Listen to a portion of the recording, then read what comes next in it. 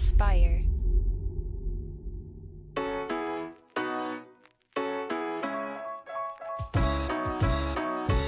Welcome back to Starting Now. I'm your host, Jeff Sarris. This is the show where I talk to entrepreneurs to reveal the unexpected paths to entrepreneurship. Today, my guest is Steve Mastroianni. Steve is, he does a lot. He is an entrepreneur through and through. He might be better known to some people as VØID from the band The Envy, but he, after leaving sort of the Rockstar life, built his platform called Rockstar Mind, where he's coaching people on learning guitar. He's coaching people on improving their lives through building their business. And now he has a new book called Hobby Boss, where it's about taking your hobby and creating your side hustle or business out of it. And this is a great conversation. We just hit it off right away.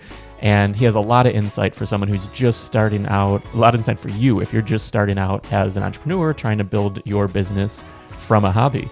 So without further ado, my conversation with Steve Mastroianni. That record over your shoulder, Bad Habits. What is that? Yes. So this is where I keep. This is my biggest record so far that I co-wrote. Uh-huh. So this is Bad Habits by an artist named Delaney Jane.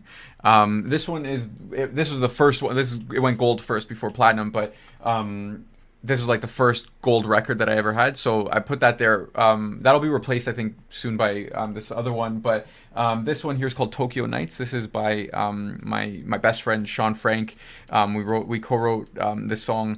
And yeah, so I mean, this is where I keep the bling, I guess. But yeah, there's one more that's going to be added to it. But yeah, it's ironic that my biggest song is called Bad Habits, because like in my other life, you know, in what I do with coaching, it's like my only thing that I consider myself an expert in is good habits. So it's just kind of ironic. But anyway, yeah. No, I love that. And yeah, so what's really funny is you are hard to pin down online. Like, so there's a lot of like I know like the about the business and about the books and about the Envy and being known as VØID and everything. I did not track that down, so that's very cool. Are you writing a lot? That's funny. That's awesome. Yeah. Well, it's very interesting, man. Yeah, I think you totally nailed it. Like, you're hard to like track down and pin down. Yeah, like I think that's part of like I just really like doing a lot of creative things, and so yeah, like songwriting, everything's kind of tied to each other. So like songwriting was basically the reason why I picked up a guitar, because I was originally a drummer, but I wanted to tour the world. I wanted to travel the world, and so I thought, okay, so I'd reverse engineer it and go backwards to like, okay, well, maybe I'll tour in a band, and then I need to put together a band, or if I want to write songs, then I should probably play guitar, and then that's how I picked up a guitar when I was like 11 years old. And so, but the guitar was such an important part of my life that led to all this other stuff. And so, but songwriting is really where it all started. So it's interesting because like this is... these were all, by the way, in boxes collecting dust. Like I got these right at the pandemic, like right when it hit, like the lockdown hit. These were like the biggest achievements of my life, and the biggest thing that I ever wanted was like writing songs. And they were just like in a box, so sad, like in my basement, whatever. But also, you know, I like putting this out there just also for they look really nice too, but the trophy's more like up here, like the achievement is more like up here, you know what I mean? But they do look super cool for sure. And I'm sure when you walk in your studio, then you see that, and it just feels good, you know? It feels good, yeah. I mean, like I don't know if you've ever heard of Strengths Finder, Gallup Strengths Finder, and now I think it's called Clifton Strengths, but it's like this personality test that like shows you like 5 things, like your top 5 things. And I don't know, I kind of hate personality tests, but like there's a couple that are like really, really good, I think. And this one said like learner was number 1. Learner, and it's like totally pegged it. Like learner, achiever, strategic, or learner, achiever, activator, strategic, and futuristic, I think was like the order there. And like every single one of those, I was like, yes, like this is me. These are the things that I love to do. So what it does, it helps you like focus just only on your strengths. Like if all I did was focus on learning, on achieving, on activating people, like inspiring people, and being strategic, and also thinking about the future, like as long as I do those things, then it points me to, that's like my North Star. And dude, like I was actually like bang on. Nice. So how does learning and achieving then fit into sort of your day-to-day life? Yeah, I mean, well, man, I'm always learning. Like I heard this really great quote. I heard this great quote about I don't even know who said it. I saw like I have like this momentum extension on my on Chrome that the home screen isn't Google. It's like a nice picture with a little quote on the bottom, and it said, if you want to succeed, no, if you want to increase your rate of success, increase your rate of failure. And I was like, oh my god, that is so profound.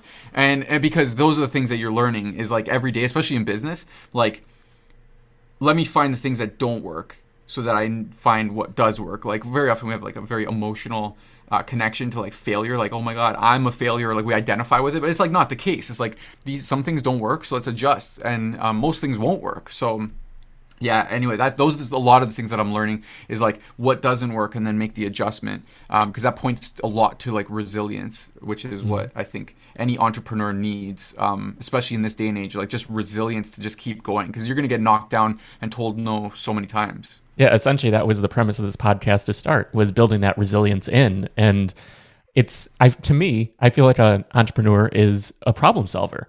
Like totally. That's at the core, like sort of if I had to define who I am, I'm a problem solver at my core, happens to apply to entrepreneurship and all these different things. But yeah, You want to hear something funny, by the way? Oh yeah. Like, I mean, we just started talking. We've only known each other for like 7 minutes right now. But you notice also how it kind of feels like we've known each other for like our whole lives. Like because there's like a common language we both understand and also value problem solving. And I'm sure that a few of the things that I mentioned there also with the strengths, that those are probably also some of yours. And it's funny, I was listening to a classic talk by Frank Kern, who's like one of my mentors, been for a long time. And Frank basically, I mean, the guy's like one of the founding fathers of like internet marketing. I mean, like, guy is like brilliant. But he was talking about core influence, how really in any communication, like there's those people that you just get along with so well, and then also like even if you're in business, it's like when things are effortless, where people are coming to you and a lot of business is happening, like you're not really trying. It's because you're speaking from your core to that person's core. Like it's not surface level. It's like you're speaking about the same stuff, and like that subconscious recognizes like, this person's just like me. Like this person gets it, and so. Yeah, it's just so kind of it's just interesting like that. I want to just point back to that because like when you said like, oh hey, like check that out, or like this or that, or we're talking about similar things. This is kind of what it's all about, and which is a huge reason why I think it's important that like networking is probably one of the most important things that you can do, is meeting different people and putting yourself out there so that you meet more people like you, so that you can get to your end result faster. This happened with Gene Simmons, like with anything big in my life, like to be able to leapfrog to the next level, it went from like finding that core with one person that led me to that next person and next person and next person. So it was a little observation though, when as soon as you said like I find myself, I'm a problem solver, I'm just like, yeah, this dude, like, I mean, we could have been like friends for like 20 years and just having a conversation, catching up right now, which is cool. It's refreshing, man. Absolutely. And I'm glad you already mentioned like the network, because I always like to talk about that it's what you know and who you know. Like I feel like a lot of times people can take pretty much every episode I try to bring this up, because people can take the cynical approach that like, oh, it's just who you know. But if you don't have the skills, have the thing to actually offer, there isn't that synergy. But it's important to have both together. Yeah, you can get by with like, you could definitely like the who. If I were to pick one, I would definitely go with who first, and then absorb as much as possible from the people who brought you to like because they're bringing you with them, and like learn as much as you can from them. And also in the background, like learn as much as you can just anyway, because they give you the opportunity, they open the door. But yeah, I mean, like you can only fake it until you make, like you can only talk out of your you know what for so long. You know what I mean? So you do have to, yeah, like you said, you do have to know the what, but not as much as you might think. And some people might be like too in their head and think that it's all about the what. And when then you have, and it's, my wife will probably kill me, she's a teacher. I was going to say that, like, you have teachers versus celebrities. Teachers know a lot of stuff, but like, for example, like Dr. Phil might not be the most knowledgeable doctor or therapist of all time. There might be people more knowledgeable, but people will recognize Dr. Phil, and he'll be like the leading expert and get paid millions and millions because his celebrity of who he knows also, like it's all part of that package and that brand. And teachers make way less money, even though they might know more. So it's, if I were to choose one, like it would definitely be more of like that's the celebrity type who you know enough to get by and not get bogged down by all the like minutia. For sure, and that's a really great point because you're also giving back. So like recognizing where you are. So you don't even have to fake it till you make it, but like where I am, how can I help this person? How are we sort of having a reciprocal relationship? It's just funny. As soon as he said teacher, though, I'm like, okay, this is what there's so many pieces that click together. Like when you started, like I started like 2000, I was learning about the space in like 2008, 2009, 2010 was when I was like full-time entrepreneur. So Frank Kern is a huge influence in like my world too. And like, I don't know if you followed like Copy Blogger with Brian Clark and all these other people at the time. But then, I've always been surrounded by teachers. My girlfriend teaches at a college here, and like Dude, it's my whole family, like I mean my dad was a teacher and vice principal. My mom is works at a high school as well. Like my sister works in a college. Like I've been surrounded by education, and like I'm the only guy who like I'm the only member of my family that went on my own path. But what's funny is a big part of what I do is teaching and coaching, and so like you just can't escape it. And also as a learner, like the learner being the first thing on the list, like it's that same thing. Like the best way to learn is to teach, right? Absolutely. So it's just interesting how a lot of things are connected. If you have your radar on for it, your antenna is up, you're going to see a lot of those connections. But that's cool. I mean, this is interesting because like when you hit record, I mean, I didn't even know if the interview started or the episode started, and I'm not sure if it did or not. But like it's a great conversation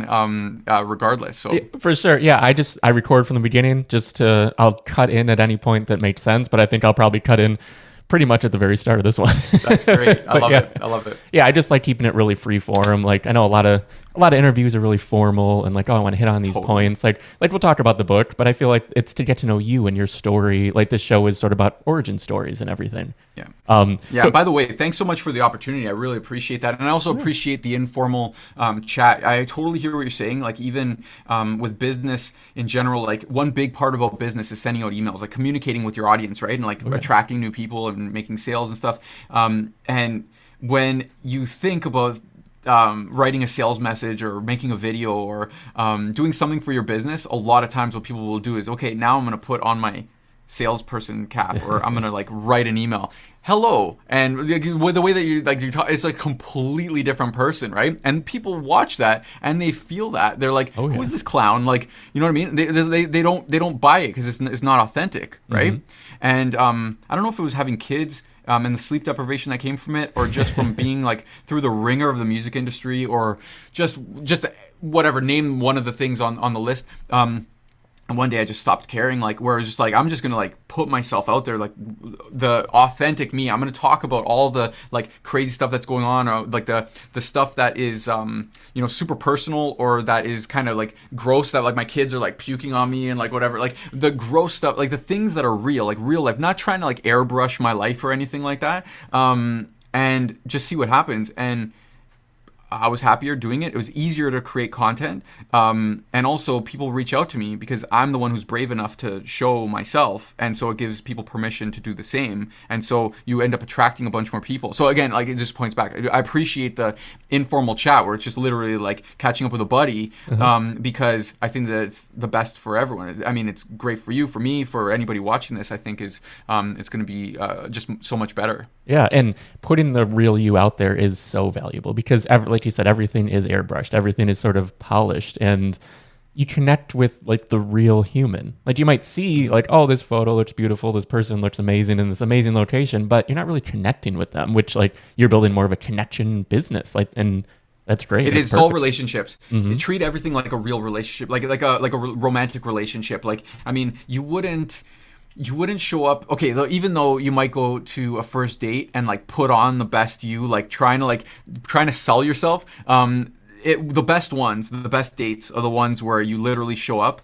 and it feels like you've known each other for years. Like you show up, you know each other for years. You just like the chemistry is crazy, and like time, it seems infinite. Like you're just like, oh my god, like it's already been 3 hours. This is crazy. It feels like we were sitting here for 5 minutes, and like that's when both people are being authentic. You know what I mean? Like it's and you make that connection, that trust is built, and you want to see them again. But like the first time you just went out for maybe for dinner or something like that, or you went to a few places. The next time you might do something else. Like, hey, why don't we go like hiking or something like that? It takes like it's more commitment, right? And then maybe then you go steady, and then you move in together, and then you get married or have kids or whatever. Like each one is a new commitment. Same thing with customers. Like it's the exact same thing. It's people with feelings, and they need someone to trust. They need someone, especially like I'm specifically talking about like an info product business where you're like coaching people, like helping them achieve a result through information. I'm sure it does apply to any business. Like you do want to have a relationship with your customers. When it comes to like information where you're helping them achieve something and you're inspiring them, you're helping them become a better version of themselves. It's the same exact thing. Like they need someone to trust, and they want to trust you, and they want a go-to source for this thing. And so all those things apply like the same exact way. And it's like a small product. Like I sell my book, let's say for a digital copy for $5, and then in the book, then you can go and like try something else. And then when you buy that, then there's another thing to try. Maybe it's a subscription where it's like an ongoing thing. And then maybe they buy something for a whole year, like spend a whole year with me. Wow. Okay. So it's the same exact thing as a romantic relationship. For sure. And I think that's the perfect transition into sort of how do you make money? What is your business? What is the like landscape of you look like today? Yeah. I was gonna joke and say I run a drug cartel, but let's. So I have to preface that with a joke, just in case I don't know who's watching this. But no.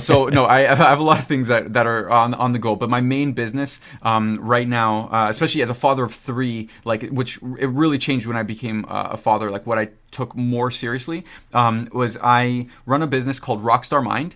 It's been around since 2014.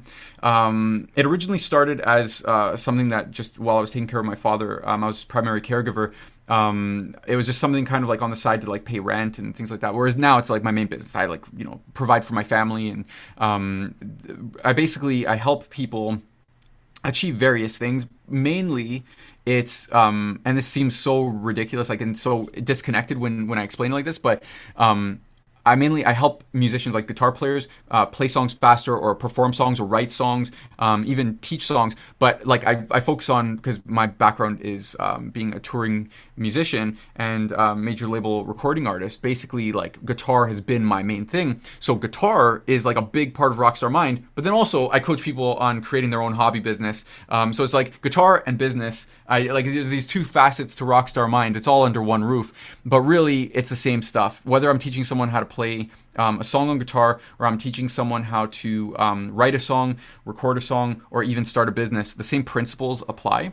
There's the same mental roadblocks, the same like insecurities and fears and stuff. It's the same thing. But as it stands right now, I mean, even these 2 books that I have, my first book, Practice Less, Play More, which is for musicians playing songs faster, but then also Hobby Boss, like they don't like exactly connect. They do if you read into it, but they don't fully like, it's not like, oh yes, of course, guitar and business. But yeah, it's basically Rockstar Mind is all about, and this is why I put Hobby Boss even under Rockstar Mind, because the Rockstar Mind is the one that will continue, like the resilience, like we were talking about before. Like it'll just keep going. It'll do things in a smarter way rather than like trying to like plan and analysis paralysis and getting overwhelmed. It's just like getting through and being a rock star. Like the Rockstar Mind is that winning mindset. So anything that lumps into that, whether it's like teaching someone how to paint a picture, or teaching someone how to play a song, or start a business, whatever it is, this would all fall into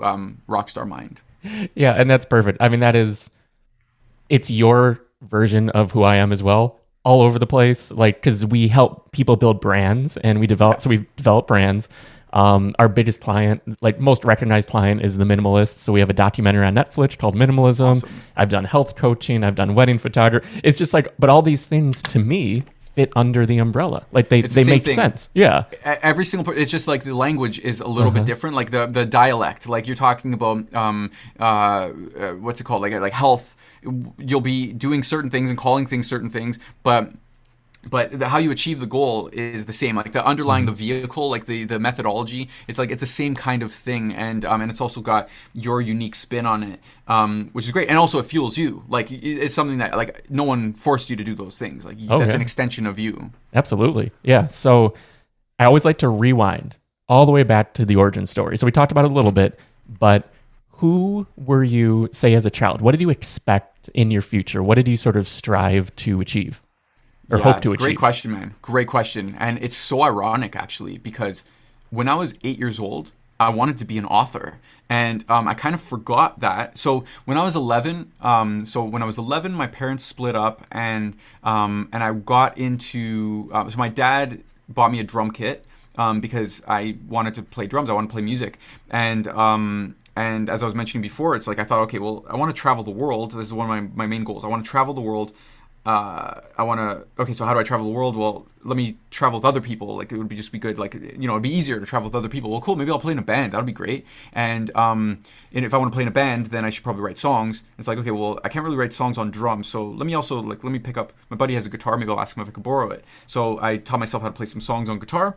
And, by this point, I forgot about the author thing. I was just smashing the drums, trying to make sense of life, and wanted to write songs. And so it became all about writing songs, which is similar. An author, an author of songs. And so I, one thing led to another. And basically, from band to band to band, I basically, I started a band that, everything happened so fast, man. It's just like we talk about failing fast and like knowing what to do next. I started a band with my best friend Sean, and we got signed by Gene Simmons within it was a few months of starting the band.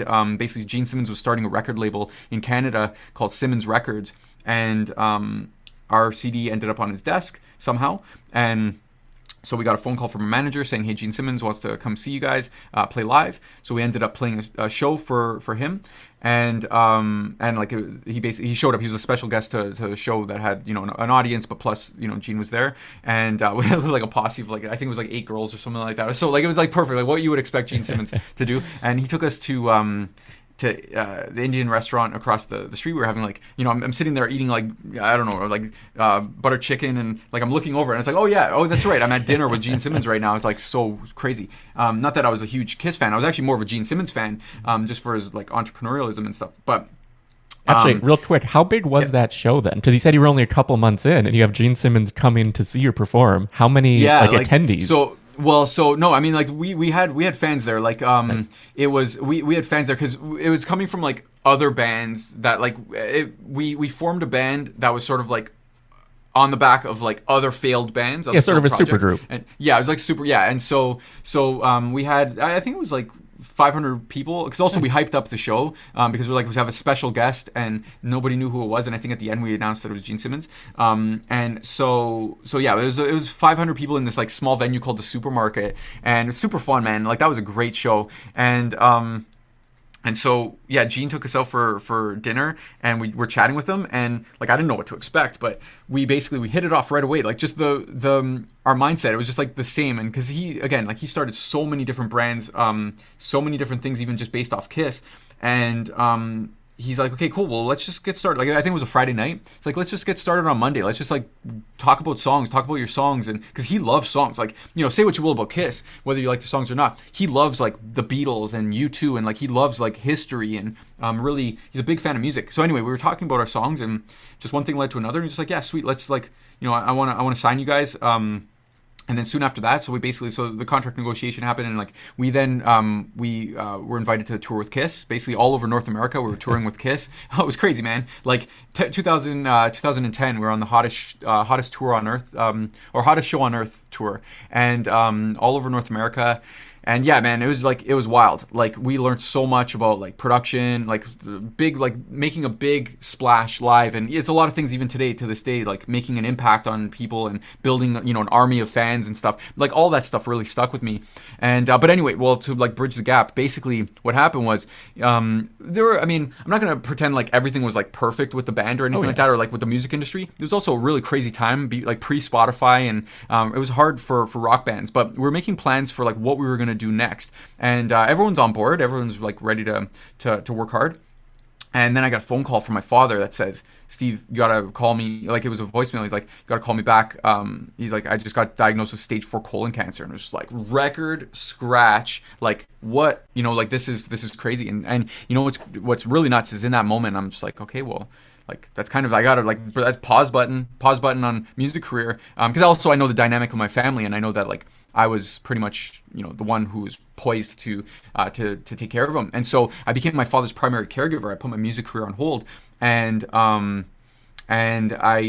how Rockstar Mind started, because I was taking care of him and he was my main focus. But also I'm a creative type that, like, not a creative type where it's like, you know, nothing against creative types who are like this, but I'm not like the artsy, like, woo-woo type. Like, I'm the type that is more like entrepreneurial, like, okay, I want to create because that's when I feel the most alive, and I want to turn this into something that I want to turn into a business. And, like, it's always like with, like, right and left brain. Not that one's good or bad or anything like that, but this is just for me. I'm a creative individual. I need to create, or else, like, if I don't create, like, I seriously feel myself, like, deteriorating. And so even with the situation where I was like, I went from being VØID, like, my stage name, I went, like, different city every single day, to now being Steve, sleeping in the bed that I grew up in, in my house. Like, what an identity crisis. Like, holy, like, 180. And so it really rocked me, dude. Like, that really, it was a lot. Like, it took, at first I was, like, in the hoopla of, like, you know, getting like my mind around, okay, so what are we going to do? What's the steps that we're going to take to, like, take care of Dad? But it was also then, like, once the smoke cleared, and it was like a couple months in, it's like, and it really settled in that, like, I'm not on the road, I'm not waking up in a different city. It was a big time identity crisis. So I needed something, some outlet, some creative outlet to like, yeah, just escape in for a little bit. And also I had to pay rent. Like, I still had to pay rent. Like, that wasn't going anywhere. So I started looking at different ways to do that, and I ended up stumbling on an internet business. Like, just like, I tried different things that year. I must have started like 20 different businesses before I stumbled on, like, okay, so internet marketing, or like having an info product, this is probably the best bet. I can work on my laptop. What are some of the things that you tried in that dude, experimental time? Oh my God. Yeah. I love that I love that you asked that. That's so great. So I met this crazy Cuban guy that like, really eccentric, awesome guy, but, like, kind of, like, a little bit crazy. And I think we all have to be a little bit crazy. But I was going to start a pizza company with him. He made these pizzas that were just, like, out of this world. I lived in this, it was called the Music Mansion. It was this Victorian mansion that, it was like a frat house, basically. Like, it was like so many musicians, my band and my crew, everyone was living there. And it was like Neverland. Like, everybody, imagine a bunch of people who are, like, you know, like 16 years old in, like, 20-plus-year-old body, and, like, and like never growing up, like, not, it wasn't reality over there. And so that's where I was living, and we basically would, like, we had a barbecue in the back, and, like, he made these, he was my personal trainer at the time. Like, I met him, we were talking about stuff, and he's like, yeah, cool, I'll train you. I'm like, yeah, I want to get into working out and all that. When do we start? He's like, oh, cool, we'll start at like 6 a.m. or whatever. And this was like, we met at some party, and it's like 6 a.m. Like, are you crazy? Okay, fine, like, let's do it. And so, but, like, I bought into his, like, way of thinking, because he was into, like, the Dale Carnegie and Napoleon Hill, and, like, we just had, like, a really good chat. And so one of the things that he's like, okay, let's go back to your place, and, like, I'll make some pizzas. I'm like, okay, sweet. So he's out at the barbecue, and he's like, he's got this on, like, on tinfoil, like, he made it from scratch, and, like, on tinfoil. And, like, anyway, long story short, I eat this pizza, and I'm Italian, and, like, and there's this Cuban guy who's, like, making this pizza, and oh my God, like, dude, it was so good that it made me want to start a pizza place. Like, I've never wanted to start a pizza place before, but, like, it was so good that I saw, like, the potential of you know, what to do. Even my singer, Sean, he was like, oh, sweet, like, I'll invest in that. Like, everyone was so bought into it. It was great. But then, you know, he kept changing the recipe so much. I'm like, no, dude, keep the same one. It's so funny. Like, a lot of the success principles that I know now, it's like, don't change. Like, if it ain't broke, don't fix it. But anyway, so that was one of the things, the pizza place. Oh man, what was the other? I got into, I did some multi-level marketing. Because what's good about multi-level marketing is that you don't have to create a product. But the problem with multi-level marketing, besides the stigma that's attached to it, is even as good as a multi-level marketing company might be, or as good as the products might be, because a lot do have some good products, it's just like like a commission-based sales job where like even if you're doing a great job, like still get maybe, I don't know, like 10% of what you sell. So like I'm not going to be on the boat of where it's like, oh, there's a pyramid scheme or whatever. Like the reason why I wasn't into it after a while, I ended up breaking even on the investment. I did pretty well with it, but like it's just like a sales job. I'm just a salesperson. I'm just like, this isn't fulfilling at all. So I did that. So MLM, and what else did I do? Oh man, I can't. Anyway, there was some like, another one. The one that, I think I wanted to be like an ESL teacher or something like that, or I wanted to help people. I wanted ESL to be part of it. I wanted to like help people. I think, what was it? I was like, I wanted to, oh man, there's so many business ideas. Like I wanted to help someone from like people transition. I had a friend who lived in Germany, and so let's transition people who were moving from Germany to Canada. Like, dude, you could, even as I'm explaining, you could see the extent of like I'm like trying anything and everything. But that's kind of what you need to do and see what you saw a lot of opportunity as well. Lots of opportunities, but it's one thing to like come up with a business idea, but it's another thing to like execute on it. And a big part of executing is it's what we were just talking about 10 minutes ago, is it has to be authentic and congruent with you. Like it really has to be a reflection of you, in my opinion. I mean, I'm sure there's businesses where it's not, but I think that especially for lifestyle businesses, like it really has to be something that you're happy doing and that's natural for you to do. Because like think about it, even if you're gonna make $1 million, like I talk about this in my book in chapter 6, it's like, if you make $1 million, but you're miserable with that million, like who cares about the $1 million? Like some of my happiest moments was when I was broke, but I was doing what I loved doing. Like I paid rent and I was eating whatever, but like I was so happy doing what I was doing, and you really have to be, life's way too short to like, who cares about $1 million if you're miserable? So anyway, what I stumbled upon was I shrugged it off at first, like one of my guitar students, because I was teaching still a little bit on the side. Even when my dad got sick, I still had some guitar clients, and I was teaching, and he said like, hey, I'm starting an online business, and like you should really put all the stuff that you teach online for guitar. And this was back in late 2013. It's like, I'm like, yeah, cool. I'll do that. Like I kind of shrugged it off. It's like, yeah, I'll do that like a couple weekends. Like I'll put that on eventually. Like, and then because I imagine that like, oh, I'm gonna put this stuff up there, and then like everyone's gonna roll in, and like it's gonna be amazing, and I'm gonna count the cash. It's gonna be great. Totally naive. But yeah, so that was like he planted that seed. One of my clients, Martin. I'm very grateful for it because he planted that seed. I was like, yeah, what was that thing? So like when I got to like the 23rd business idea, the failed attempt, that just didn't like, because eventually I was just like, this isn't fulfilling. Like it's exciting at first, but like following through with this idea, it's not fulfilling.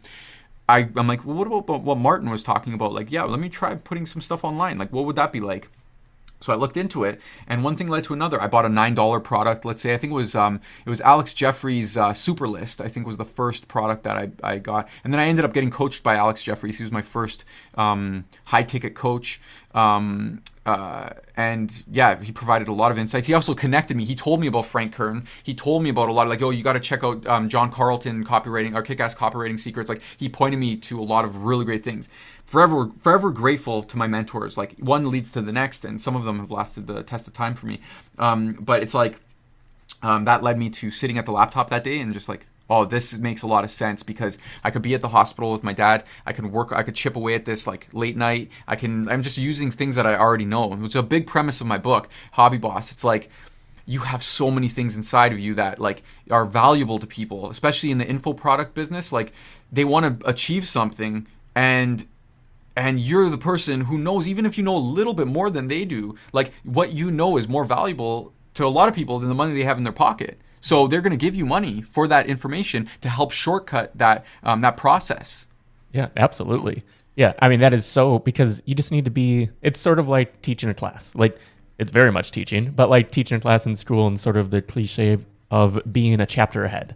Like, as long as you are further down the line. As long as I'm one chapter ahead, exactly. Like, Catch Me If You Can. Catch Me If You Can. That's what he did. Yeah, it's like one chapter ahead. Even like Marge Simpson. It's like Mom, you don't play piano. It's just like, I want to start teaching piano lessons. Mom, you don't play piano. It's like, all I got to do is stay one lesson ahead of the student. And it's like, it's so perfect because technically it's true. It's true. Hey, do you want to come with me? Like, this is, I talk about this also in the book, is like positioning. You could either be positioned as the expert, which for some people that's perfect and they'll just do that. But for some people that freaks them out, know, like, oh, who's going to listen to me? I'm not an expert. You don't have to be an expert. You can also be the peer. You can basically be just the advocate, like the person who helps like connect them to different information, and you're just a little ahead of the journey. Like, hey, you know, you bring them up to where you are, because also for some customers it's not as intimidating. You're not like the guru on the top of the hill. Like you're just a regular person who just knows a little bit more than they do, and they actually feel more comfortable because you're still going through the journey with them. You know, it's not like you've mastered it or anything like that, and it's not intimidating.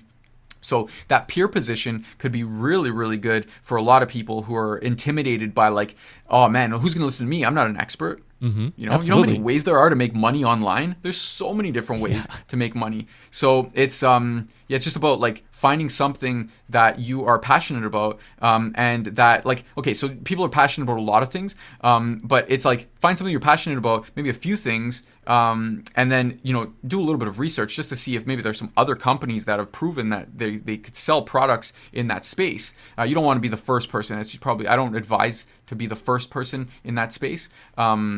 So it's like, you know, look at that. There's some other companies that have proven they've done the work for you to show that like people will pay money for this thing. And those customers, they're collectors. Who cares if they bought from company A or B? Like a lot of people, they're like info junkies. They want to buy all the information from it. I definitely am. I'm kind of recovering from that. I would buy like so many courses, man. But yeah, it's so easy like to it's easy to convince yourself that you're like you can't do it, but it's also easy to just make a list of some things that you're good at and like put a post out on Facebook saying, hey, you know, I'm starting a new coaching program, or I have an idea to like help people with this, whatever it might be, you know, knitting sweaters. And if you've ever wanted to knit sweaters for your kids or for your grandkids, then I'm giving away free session, no obligation. I'm actually doing a little bit of research, and like, you know, you're helping me, I'm helping you, and so, you know, like hit reply or like reply back with knitting or whatever, and people put comments, knitting.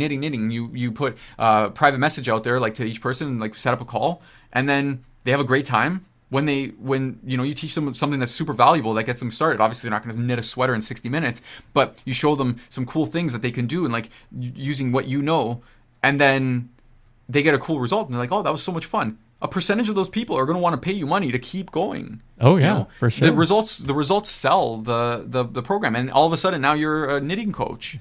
And I think that's the key right there, the results. Like if you're able to provide someone with some sort of measurable results that they want out of their life, whether it's making money, knitting, like anything, learning to play guitar, like there's a measurable result you can give them. So there's a reason for them to give you their hard-earned money. Yeah. And by the way, and I don't want to discount the fact that also it's not like by putting it out there that saying, okay, so this is a free session for 60 minutes, that like you're going to expect like everybody to go and do that, because also what you have to realize is like you got to sell that even like you got to make that just as enticing and as exciting for them, even though there's no monetary transaction. It's still their time, right? So they do have to invest their time, and that's also, I mean, some people would say that's even more valuable because you don't get that back, but that's like the first sale, which it's not as hard, but it's like they still do have to invest their time, but you make that return on investment really, really good. Like you make it so that you gave a lot, you gave them the result, so they can't deny it. It's like, whoa, this is a meaningful result. It also aligns with what they want, and like, whoa, this is great. And then it's the easiest sales pitch in the world. Did you have fun? Yeah.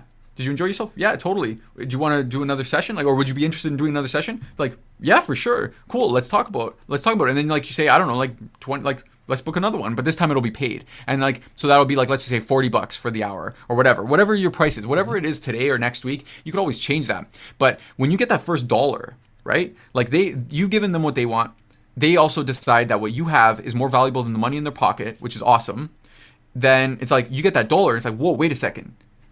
I just had an idea, and that idea turned into this $20 or this $40 or this $100. That's empowering, man, because now you don't have any inventory or anything like that. Zoom is free. I mean, even if you pay for it, it's like, I don't know, like $15 a month, but like Zoom is free, and information, like you could like give the insight for free. You just meet up with them. All of a sudden now you have a business. Maybe you have like, I don't know, 5 clients a week, and they're paying you $40. So it's $200 a week. Now $800 a month that came from nowhere. That's just now you're a knitting coach, and you're going to get better at being a knitting coach, and you're going to get better at selling being a knitting coach from being a knitting coach. Like, it's crazy how like all of a sudden, like I didn't learn all this stuff and then start. Like part of the reason why I wrote Hobby Boss, by the way, is because when I was starting, I didn't find anything that was like for the person who's starting. Like there are some startup books, like some good ones, Lean Startup, $100 Startup. There are some good ones, but not like a complete picture. Like not like, here's what to think about, and here are a few things like that you can do. Like here's some ideas, here's some examples. Like I just didn't see it as like a complete picture. Okay, I mean there's like, you know, the book isn't small. Like Hobby Boss is not a small book, but it's definitely complete, and it's an easy read. It's very like conversational, but it just shows you how like, okay, cool. Like this is what you got to think about, and this is like how you're going to get clear on what you want to do and who you're after, and then like how you can package your solution and some tips. If you don't feel like you're a teacher, then here's how you can teach something, and then here's how to sell. If you don't feel like you could sell something, here's how to sell something, and if once someone buys, here's how to take care of them. It's like the simple things. I never saw it before especially when I was starting. I had to like learn it all over the past 7 years, and so that's why I wrote the book, is so that I can like shortcut that process for people and they can just see it all laid out. And obviously it's just my opinion, but these are the things that worked for me and my clients. So, you know, it's so easy to get started these days. I just laid out like a whole business plan for someone like that. If you want to become a knitting coach, like there you go. That's how you can at least get started. And mostly like, sure, it'll be good to get paid. Like get that $800 a month if you want it. But what's better, like the main thing that you get out of that is you get all the stories and all the client results and the reviews that they're going to give you, and you get the kind of the understanding of like how to run the business, of like how to run a session and get better at teaching it and conveying it, reading your clients. Like you learn a lot when you're doing it. You can't really read a book for all of that insight. You can get started, but it's like ideally I would want someone to be reading Hobby Boss while they're doing their business. You know what I mean? And pointing back to it. Yeah. So someone who is starting out then, who maybe puts out the post but isn't getting the engagement or getting the people to sign up and like give their time, what kind of advice would you have, or maybe other platforms or direction to take? Yeah, man. Great question as well. Like, you know, what we live in such an amazing time of like, you can, so we were talking about before, like if you want to increase your rate of success, increase your rate of failure, that, man, I wish I came up with that quote because it's just so like bang on. Social media, like our ability to fail, and this is gonna sound so weird because it's like, what was he talking about? Like failure is not a good thing, but failure is an amazing thing, because it's like our ability to fail is like drastically increased because we put a post out there and it goes like into the abyss, and it's like if nobody catches on to that thing that day, okay, who cares? Let's put another post up there. Let's put 3 posts out today. Let's try this. Let's try talking about it like this. Let's put up a video of me knitting something, and it's like, check out this cute little thing. By the way, I'm setting up, and it doesn't even matter if it's fully refined. Like the more natural that it sounds like it's you and your personality, the better. But it's like, you know, I'm a little nervous about this. Like I'm actually starting to teach people about this, and you know, if you're looking for right now, I'm teaching people how to knit sweaters just like this. And if you want to learn how to do it, I'm putting on a free class.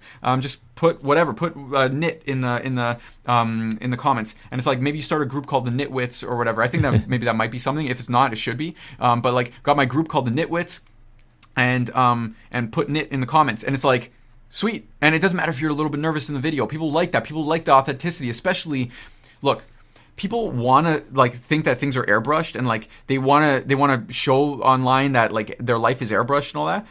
But when we see someone being real, it's liberating, because it's like, okay, finally, I don't have to, like, this, the weight on my shoulders to like be perfect is gone. Like finally this person gets it, right? So it's fine to show like, you know, the chink in the armor, like it's like that. It's fine, like to show your true self, and to say that you're nervous, or like to put up a video and your face is all red because you're nervous. Like that's totally fine, and you start to get comfortable with that. You know, you start to get comfortable with being on video or with writing and what your voice sounds like, and all that stuff. You start being comfortable with it, but it's really the opportunities out there that I know you asked about. What happens if they don't get any engagement?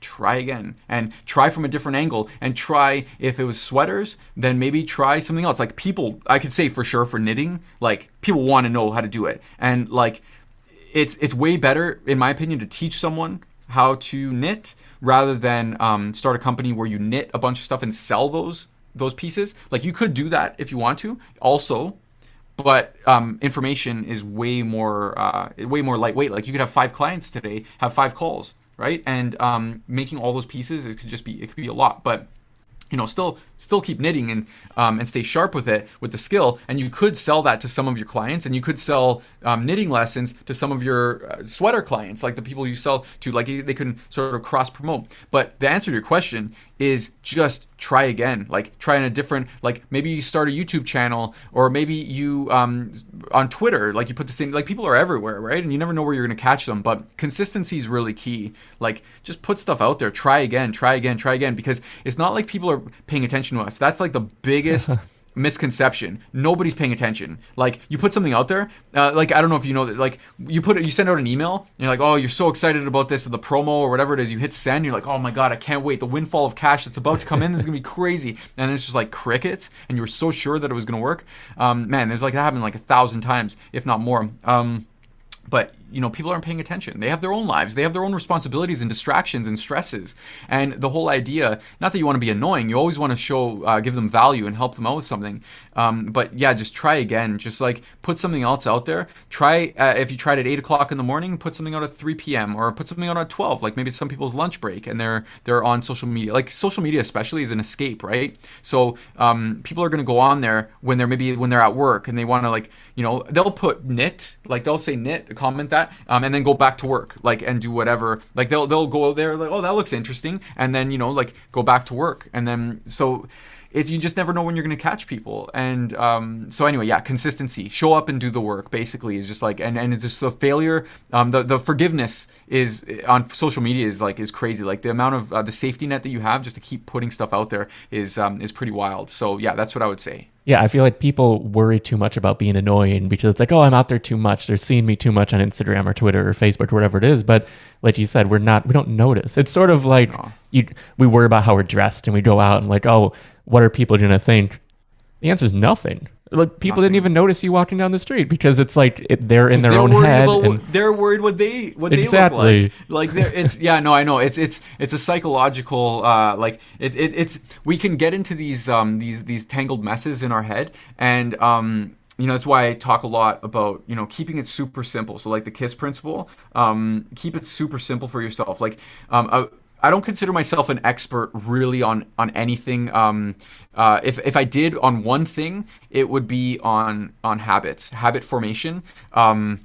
Like that is one of my favorite things to do, is like, okay, so this is what I want. This is how I wrote books, and like I wrote Hobby Boss, part of it, a big part of it, while I was holding my son Alex. Like so I had twin boys on February 5th of last year, so like right before the pandemic hit, and so February 5th, and I'm writing a book, I'm doing all these different things, but like part of the book was being written on my phone with my thumb while I was holding my baby, like trying to get him to sleep. And because like I don't care if what I'm writing is perfect. I don't care if I'm writing a paragraph, a chapter, whatever I can write to keep the car moving forward. That's all going to be like that forward momentum that I need. And very often we get convinced that like it's the inner perfectionist. We just try to keep like this perfect life. Like, and this is why, social media is pretty toxic. Like, I mean, I try to stay off of it from a personal perspective. I mean, from a business perspective, I use some of the tools that Facebook provides, like Facebook Lives for some of my TV shows and stuff like that.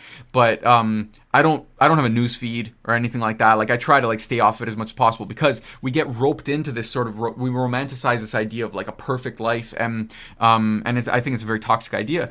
But like, if we just keep things simple for ourselves and just take one small step forward, and it's imperfect action. Right? Imperfect action rather than perfect inaction. It's like imperfect action is really good, and we're not perfect anyway. We're human beings. We're not perfect. So just take that step, and then you have that slab of clay that then you can mold. It's if you just think about it and you just stay in your head of trying to get it perfect and then starting, you're just gonna drive yourself nuts. So take it from a sleep deprived daddy of 3 kids, 3 and under, like we described, like I do a lot of different things. I probably could, if I only focused on songwriting, I could probably go like the distance, or if I only did books or whatever. For me though, I like variety, and so I like being part of these different things and having these cool little projects. And like you as well, right? Like we both share that, right? And so a big part of doing that also is keeping it simple. And it's like, what worked before? Maybe I could use that here. And oh man, this didn't work out. Cool. Okay, well, like I'm feeling a little bit overwhelmed. Maybe I'm going to take the afternoon off. And it's like understanding your level of overwhelm. And when you get good at that, and when you get good at understanding how to simplify things and how to just take one small step forward, then you win the game, man, every single time. If you just show up and do the work every day, even if it's just a little bit, I call it minimum effect. Well, I call it minimum effective dose because that's typically what it's called. I didn't invent that, but minimum effective dose. What's the minimum that I can do? At least as a bare minimum, I can get this done and move forward. And then you start to build momentum, and you won't procrastinate anymore. You won't get overwhelmed. You're actually going to start feeling really good, and it'll start feeling natural. For sure. And keeping things simple, do you have like a team? Is it just you? What does the landscape sort of look like? Yeah. So I have 3 virtual assistants. 2 are full time and 1 is part time. But I hired them. I think it was late 2019, and but before that, from 2014 to late 2019, it was just me. But I like it. I like it lightweight. Like I like being in control of the stuff and not having a huge team. Like I look at some of my friends who have like these big companies and big teams and so much responsibility, and you have to take care of them and feed them basically. I basically help feed 3 other families because I hired them, so I do take care of some people, but it's for me just enough to where it's like I get to work on my stuff. I don't have like a million people messaging me all the time, like trying to I have to hold their hand or anything. Like good people who are loyal, and because I do think that it's important not to do everything yourself. Eventually, like keep it simple, and then as soon as you can afford to have some other people do some stuff for you, it is good. It is really good, and that's going to be part of my next book in the Hobby Boss series. It is going to be like it's really helpful when someone helps you, whether you give them if it's a one-time fee or if it's a monthly retainer or something like that. I probably wouldn't say like equity. You wouldn't want to give like a percentage of your company, maybe of a product in your company, but like a course. But having someone help is definitely good. I wouldn't even worry if you're just starting out. Like if you have a business and you're doing it all yourself and you're kind of struggling, I would say like let's talk about getting someone to help. And here are some things that like these are some mundane tasks that you could definitely offload. But if you're just starting out, no, you could do everything yourself, but you have to be smart about it, and you just have to keep it super simple. And I still, even having 3 people, I started off with hiring two candidates part-time, and then I realized like, you know what, like for stuff like customer support and for some of the other tasks that I need done, it's just great having them around more often. So I hired them full-time, and then I got a guy part-time, and I'll probably hire him full-time as well, because it's just like I like keeping good people around, and but I'm not going to have like 20 people on the team. I mean, that's just too much. For me, it's got to be yours. And that's empowering as well. Like, how do you want to design your business? How do you want to design your life? You get to decide. It doesn't have to be what this person did or what this person did. You get to decide. Yeah, for sure. Yeah, I mean, we come from minimalist business kind of space. It's just me and my business partner. We've been doing this forever, and we help people, like small businesses, grow. And that's our whole approach, because that's just what speaks to us. Like we do everything in-house across the 2 of us, and then we do a lot for other people as well. But like, you do need to find your lane, because that's very important, because we're not trying to build the $10 million or the multi-million-dollar exit of a business. We're building more of the lifestyle business. This fulfills our needs. We're able to help people. It gives us the freedom that we want out of our own lives, and it's so important to figure out for oneself. For sure. You have to. Mm-hmm. You don't want to end up with a business at the end. Like, you don't want to end up with something like, whoa, okay, like money's coming in but like, I hate this business. Why did I do this? Like, you don't want to like be in the passenger seat of your own business. Like, you can be in control, and at any time you can change things up. But like, you know, I'll do some of those jobs that maybe some people might say like, why are you doing that job? Like, maybe I want to edit the video a little bit over here. Like, maybe I want to do that. Maybe like, because you know what? I had a stressful day, and I want to just kind of unwind with something that I don't have to think about that much. You know what I mean? But it's, again, this is mine. It's personal. Like, it's unique. And I'm sure yours is the same. And you know, like, you do the things that make you happy. And the minimalist approach is awesome. I mean, like, and also what's so great is like, you know, you don't need that much. Like, there's so many shiny objects out there. Like, let me buy this software and this subscription and this thing and that cool tool and that. Like, so many shiny objects, man. It's like, especially in an info product business, like if someone just wants to learn how to do something, it's not really that complicated. Technically, I could just go on Facebook every single day and talk to people and then like make an offer. Hey, do you want me to help you with your guitar playing? Cool. Okay, sweet. And like maybe I have a course, or maybe I have a membership, or maybe, join this and I'll coach you personally. It's like, you don't have to make it complicated, like get this system and this follow-up sequence and this fancy thing. Like, you don't have to. It's obviously fun, and like we're probably like, just overgrown children who are playing with toys, because technically that is a lot like what it is, get this fancy software. It's the sport too. I see it as like sport, sort of the adult competition. Like even if it's a competition with yourself, you're able to sort of scratch that itch of like, I grew up playing baseball and like football with friends and stuff, but as an adult, I don't do that anymore. Or this is my that. Exactly. For sure. I love that. It's, getting that bird's eye view though of like what, and this is great, like with the minimalist sort of way of thinking. It's like, I bet, maybe I'm wrong, but I bet that maybe sometimes, especially maybe when things get stressful, that your mind will typically go more towards making things more complicated than they need to be, and you have to rein yourself back in to minimalist. Like, it's like, maybe, I don't know, and I'm just guessing, but you probably designed that approach almost as like a protection mechanism. Like, it's like for you, like, because maybe your tendency might be to overcomplicate things, so you created the minimalist approach so that you can bring it back to minimalist. I might be wrong, but it's like a lot of people will create businesses and frameworks that actually they need. This is why like a lot of therapists are like kind of messed up. Like, they need the therapy. Like, it's we create these things for ourselves and for other people, and we both benefit from it. And like with simplicity, dude, my mind, like, it's crazy up here. Like the complexity that can happen. So every couple of weeks, I gotta catch myself now. It's like, am I overcomplicating it? Am I overwhelmed? Like, let me bring it back with some of the tools that I've created even, and bring it back, because I know my own tendencies, And so, but also I'm putting that out there, that other people who are like that, who are like riddled with the perfectionist and all that stuff, like, they will be attracted to my stuff, and we'll both use my tools and thrive because of it. Yeah, absolutely. And I think it's important to start out messy, because he said sort of like the minimalist is like reining it back. But then, as you said, if we're always planning and never executing, the reason the show is called Starting Now is because I wanted to start this podcast for, 8 years. It took forever. So I was like, okay, I'm starting now, and it's going to be about getting started. It's going to be for everyone else who, they have these ideas, there are a million ideas racing through their brain all the time, but they didn't take that first step. Like, I've helped and coached and worked with friends and all these people over the years who we've run through so many ideas, but they haven't just made the leap. Not the leap out of a job, but just the leap to get started, because it's scary. I know. But it's so important. It's easy also. It's easy to have an amazing idea, and like it's easy to have that, oh man, it'd be such a great idea, would be this or this, and then like you see someone do it 2 years later, and you're like, oh man, that was my idea, and that paralysis, that all it takes is like, what's that first thing? Like, what's the first thing that you need to do to, like, what's that first step? And because usually we think that it's the biggest thing, like it'll be an elephant. And it's really like, we gotta like, what's the minimal? And this is so great. I love that you do what you do. Like, just the mindset. I already know. Like, even just chatting with it, like, it's so aligned with the way that I think.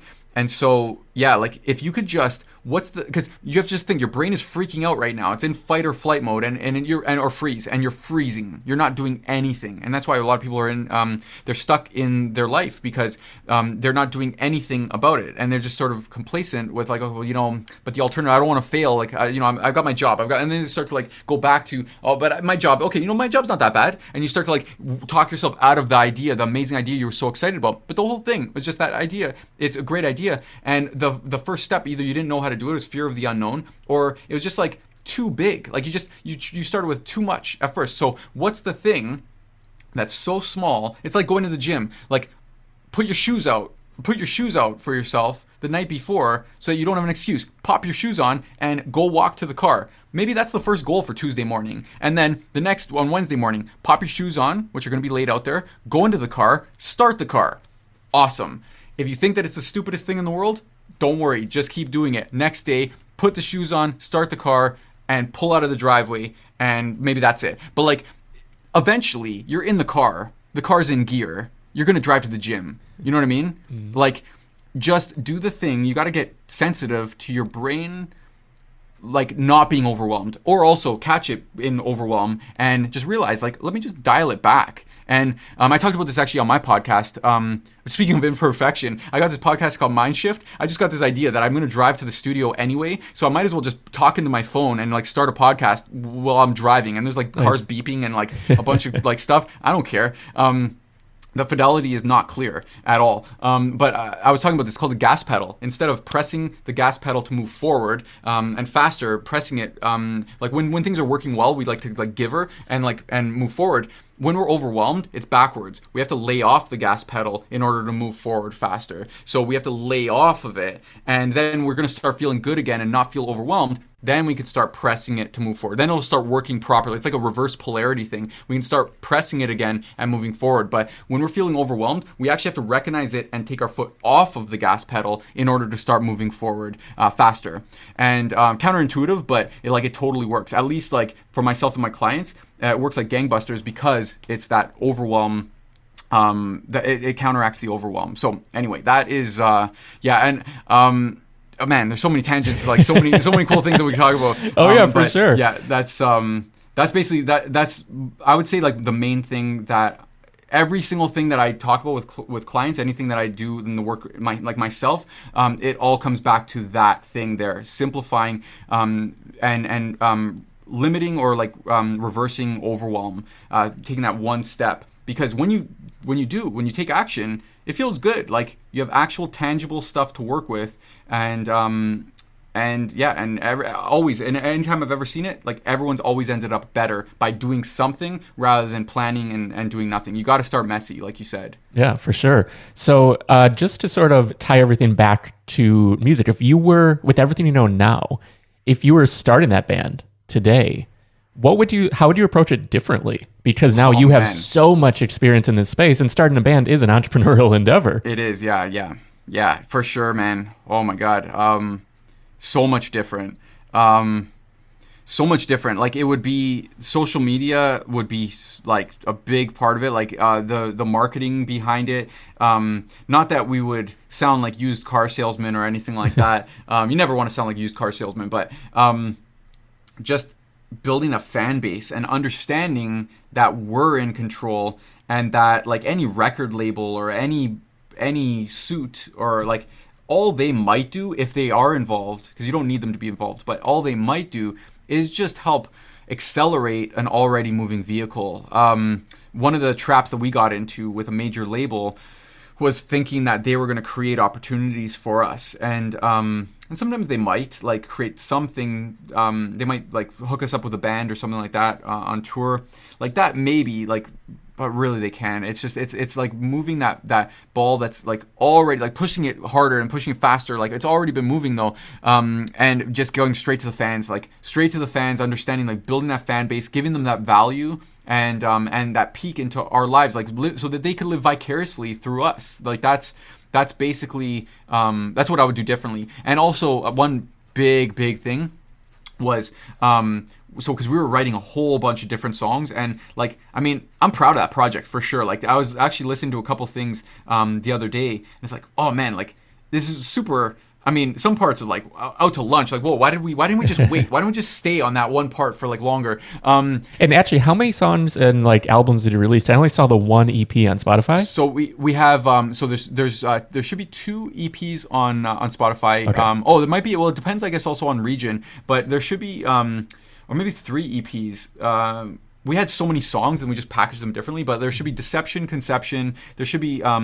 I think there's a shorter Envy EP with, I think it's just maybe called The Envy, or it might be the Fingers Crossed EP. I don't even know what my band stuff is called. But it's like, because we had so many songs that we packaged them in different markets. We even had an album that took forever to come out, and yeah, it's just like that sort of like just like disappeared. But it's like the Envy's like a really crazy story in and of itself. But as far as the songs, one thing that I would do differently is understand like what worked and keep doing what worked and just different angles of what worked. It's the same with any business. Like if something is working and you have a fan base for that thing, like sure, like we were kind of more like Coldplay where we do different styles or different takes on songs, but like we kind of detracted from the core sound that we all sort of like the simple thing that we started with. We tried like overcomplicating it, thinking that would get better.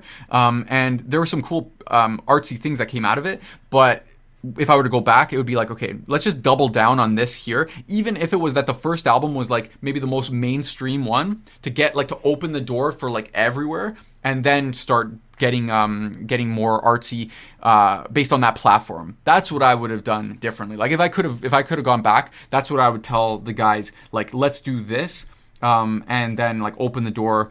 And then on the platform, and bands do this kind of stuff all the time, and this is why, is because like it opens that big door first, get your band known, and then the second album, third album, fourth album, will get into more of like the artsy stuff. Have you considered now where you are today starting any sort of like solo project or band or anything?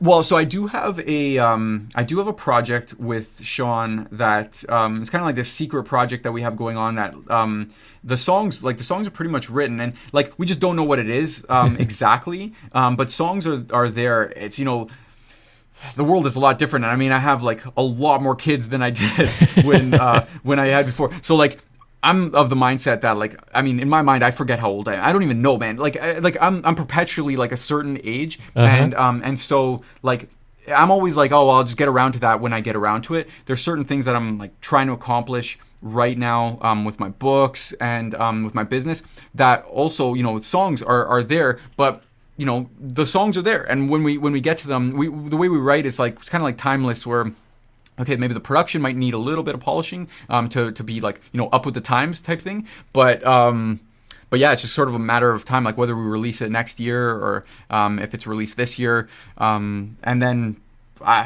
touring with twins and oh man, I don't like that. I don't even think that far ahead. But like even if it was just a project, like just to get some good songs out there, then I'd be stoked about that. So yeah, but Sean's my main man. Like I mean, like me and him, it's just one of those things. Like probably like you and your partner as well. Like we just sit down and I bounce something off of him, and he's like, "Oh, what about this?" And then like I'm like, "Yeah, oh, what about this?" And like if you like recorded both of us, like it would be so annoying and obnoxious, like to hear both of us working together, because we're like both bouncing, like getting excited off of the ideas and stuff like that no one would understand because no sentences are complete, and we just like have this short form. You know what I mean? But I think like any great partnership is like that.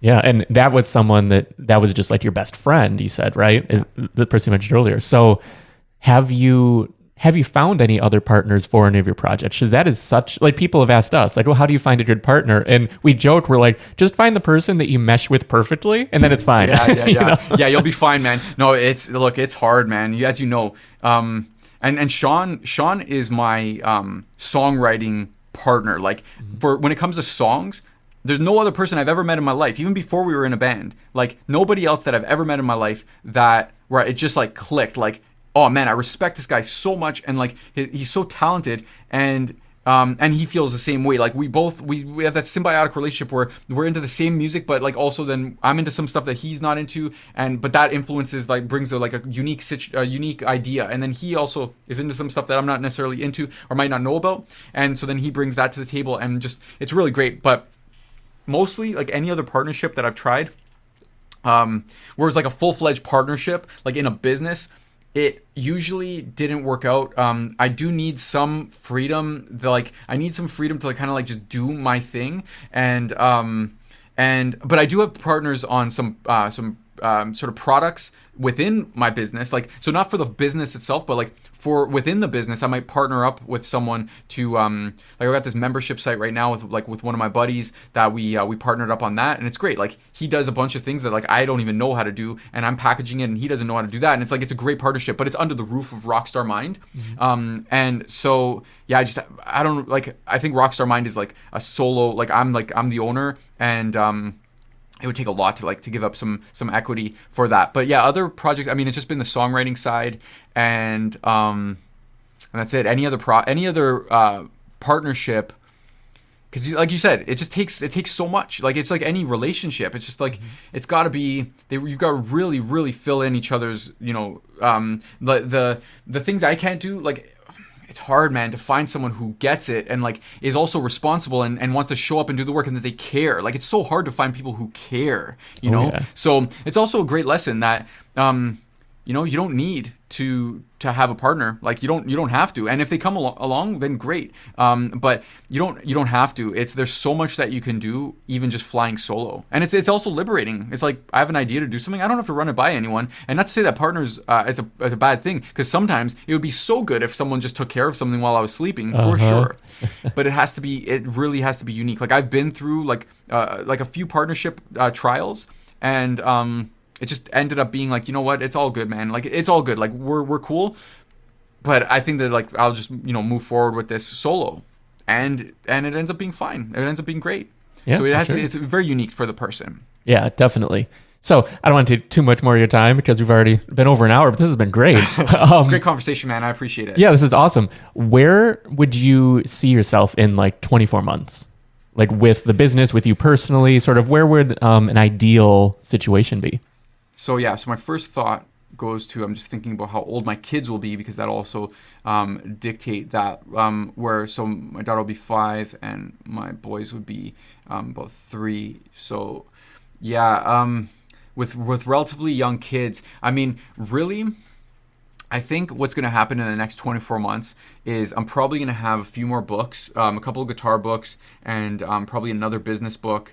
And right now I'm really doubling down a lot on that. Like, at first I was kind of fighting it, like trying to like get back into, it was like that pause button on the music career, like get back to that as soon as possible. Whereas it's like, but there's some things about that I didn't even really like. And so, you know, maybe the stuff I've got going on with Sean and like the music project there, like that, I'd like to see that come out for sure. And whatever we do with that, maybe we record cool videos and maybe whatever, like, I don't know, maybe I'll play a show here and there. But I see a lot more assets. Like, so that means songs, a lot more books, a lot more things that, like, if I were to go, like, that's it, sayonara, then I leave a really good legacy where my sons, my daughter, and really anybody who wants to learn how to do the things and resonates with the way that I teach it, like in business or music, you know, writing songs, playing songs, things like that, you know, I left a mark of, like, I create this methodology and I create something that's going to help people. That's something that really means a lot to me. Like, legacy, things like that, and making an impact, that really means a lot to me. So 24 months, I would say probably a couple more books, 2 to 3 more books, and probably my music project is out there. Nice. Yeah, and I know sort of being in the present is important to you, because don't you have a tattoo that actually means now? Yeah. So, adesso, it means now. So I try, truthfully, man, you kind of have to be. And sleep deprivation kind of does that to you as well. Like, having 3 kids in such a short period of time. We didn't expect twins, obviously. And so having that many kids, it takes a toll on you, where you can't be a perfectionist. You can't think so far ahead in the future, where it's just like, okay, cool. Like, let me just, you know, demolish this. Like, I mean, it's like a warrior mode. Like, let me go out and like feed my family and go out there. And, you know, obviously, like, not everybody is going to have kids and not everyone's going to have the same thing. But like, if you can be in the same sort of, like, where you just really appreciate and you appreciate the moment. Basically, you appreciate the moment, and you're like, okay, this right now, I can do so much with the time that I have, and what am I going to do that's something that's meaningful and something that will take me one step closer to where I actually want to go. And obviously, that means that you have to decide where you want to go. You have to know where you want to go. Similar to how I knew that I was going to travel the world, and how I'm going to travel the world. I'm going to do that with a band, and I'm going to have to write songs and all that. Like, reverse engineer it. That's going to be a really great strategy for you. I mean, I talk about that kind of stuff inside Hobby Boss chapter 6.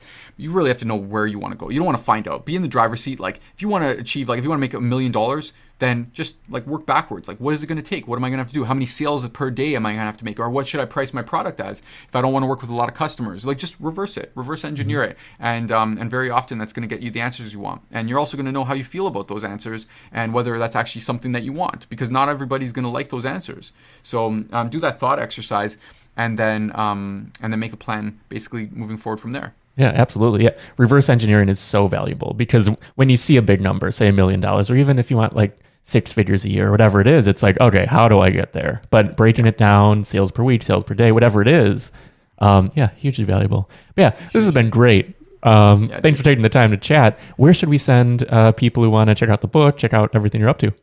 Yeah, probably the best bet would be hobbybossbook.com. That would be the easiest way to find out what is going on. I'm not going to say like stevemastroianni.com because nobody's going to know how to spell that. So hobbybossbook.com would be the best bet. Awesome.